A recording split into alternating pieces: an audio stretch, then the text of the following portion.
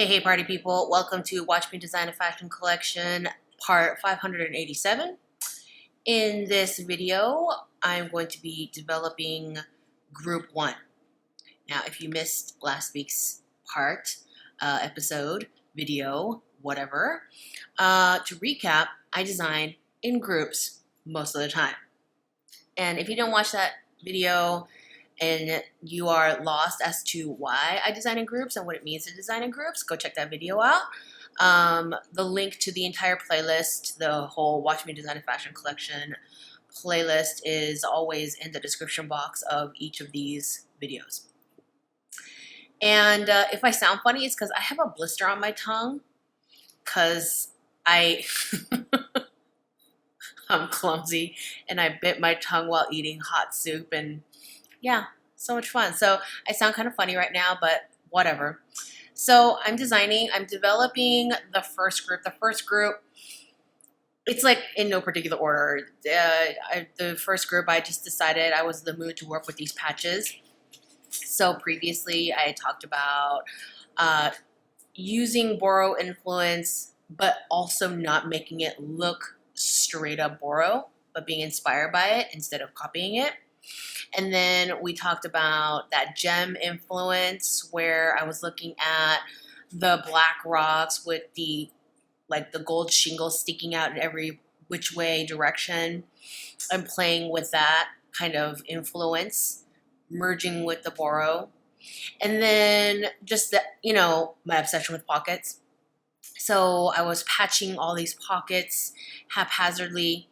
And so I did those little mini sketches before. And now I'm taking that group and I am exploring, expanding, getting more specific. And now my sketches are bigger. Okay, I had the little 8-foot croquis, 8-inch croquis before.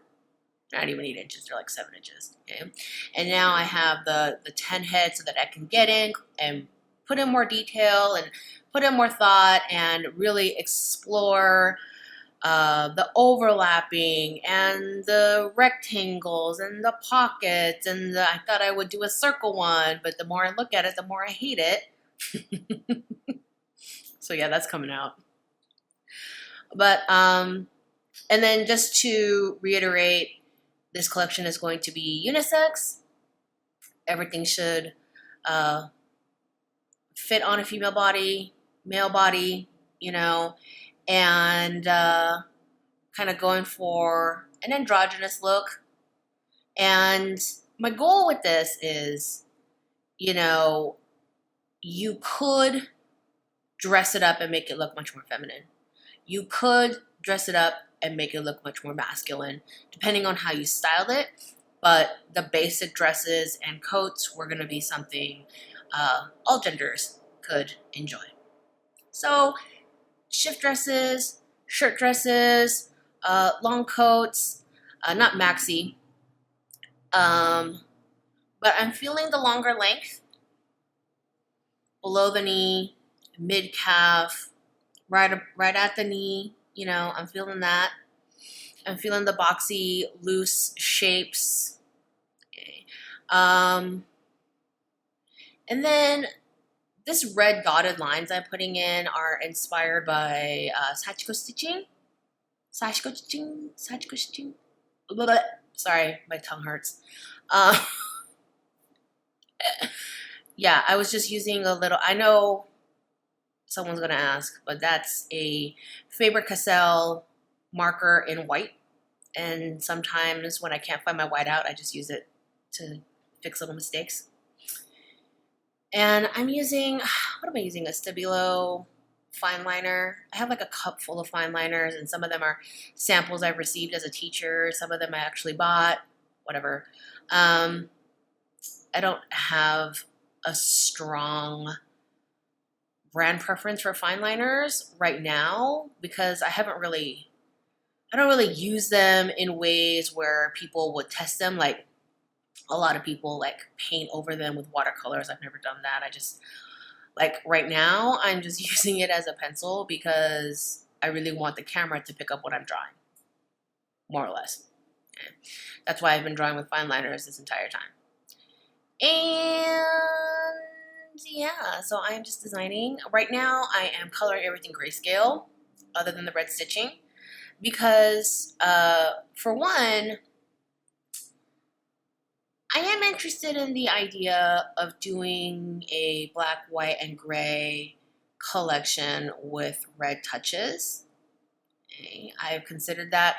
I've also, and this is something that I was thinking about as I was pulling fabrics, as I was reworking the color story for the 17th time, that to do one color story where it's black and white and gray, and the gray markers I'm using are the Copic neutral grays, the Copic natural gray series. So I like it. It is very neutral. Their cool grays are very cool, and their warm grays are quite green. And this one is pretty in between. And so I like that. I like the idea of having that. I also was considering doing another color story where it is white and navy and grays. So I was thinking of, I do like the idea of a black and white and gray color story with red stitching. I was also considering like a white and navy and lighter blue color story. I was also thinking of a navy, white, and cream instead of the light gray. Cream, beige, camel sort of color story, also with the red stitches. And these were the things that I was thinking as I was pulling fabrics. That big yellow folder is full of the fabrics that I had pulled that I still have yet to edit. So anyway, so I do like the idea of a black and white and gray collection, but also at the same time, it is a shortcut when I'm designing, because when you're coloring anything,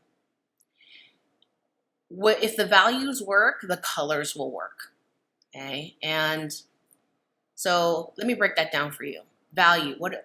For those of you who have not watched my color theory series, value is the lightness or darkness of a color. So when something has a light value, it's a light color. When you have a group like this, or a series of clothes like this, where a lot of it is color blocking, because that's what it is. I have like lots of patches and sections and trim, and it's very color blocking oriented.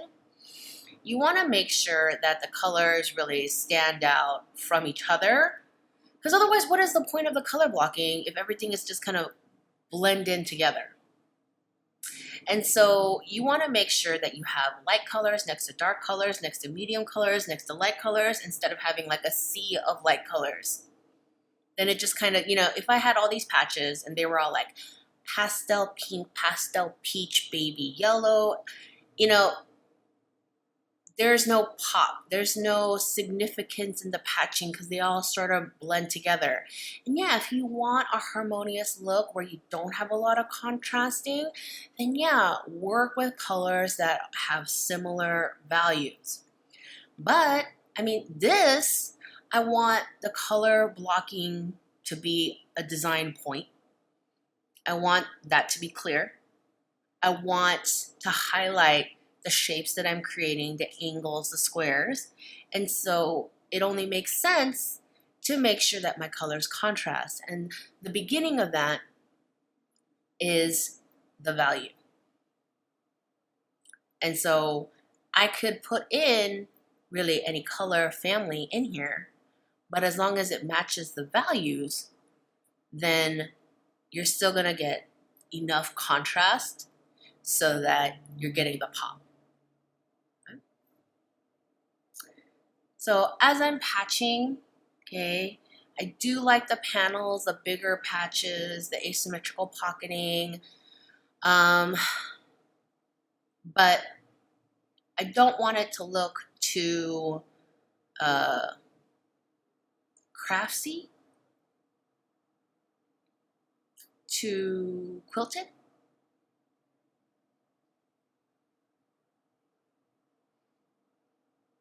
But I'm playing with proportions. I'm playing with different methods. I'm playing with how to play with the top stitching. You know, it's still pretty early on in the sketching process. And, you know, what I want from this collection and what I want everything to look like, everything is going to be more and more finalized as I keep working. If you watch my fashion design process tutorial series, now this Watch Me Design Fashion Collection, this is very like, you know, watch me play a video game style sort of videos. These are not tutorials.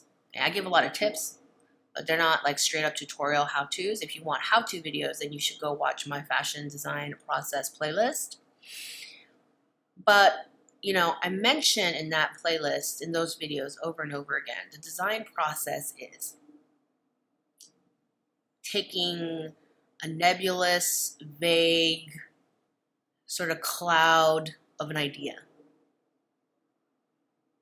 a mood, an image, a song, and every step in the design process, as you pull inspiration images, as you pull colors, as you pull fabrics, as you start sketching the basic shapes, as you start playing with the fabrics and creating samples of different fabric treatments, as you go step by step in the process, things get more and more exact. You start firming up ideas, things become more concrete, things become more detailed. Okay? Every step in the process gets you closer and closer to, you know, making things really firm up. And then, of course, when you get to the pattern making and sewing stage, that's like really when things are materializing. But yeah, this is kind of like an in-between stage where concept, color, fabric, those have all come together, basic shapes. You know, I've already talked about how I want things to stay boxy and androgynous. And now we're coming in the interior with different techniques. And the next few videos, some of them I'll be sketching. I'll be doing designs for the other groups that I'm developing.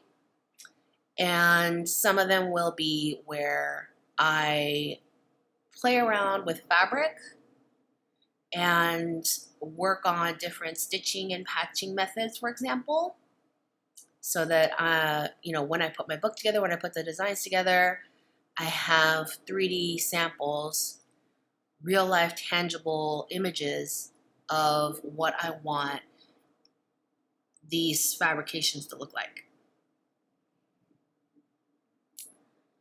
So yeah, but I will not be doing any sewing videos. I will not be constructing these myself. So as I mentioned before, I will just be doing these videos until, as long as there's interest. When interest tapers off, I'm just gonna stop. But the plan right now is to keep going until the designs are done and I'm doing flats and I'm putting together all the final boards so that I have a really professional presentation for a portfolio book. You know, that's currently the plan, to take it to that point. So if you are interested in watching me complete this series to portfolio book level presentation, then hit that like button. I mean, that's how you're going to tell me that you guys are still interested in watching this series, right? So yeah, hit that like button, drop me a comment, drop me your questions, and yeah, let's just keep going and see where this goes and see where this ends up, because I'm having a lot of fun and I hope you are too. I hope you are designing along with me at home. I hope watching this inspires you to go places you've never gone before in terms of design. Like, this is not a kind of design I've done before, so I'm having fun exploring. And yeah, share, subscribe, comment, question, like, all the good things. Yeah. Hashtag always be practicing. Hashtag practice not magic. And I will see you in the next video.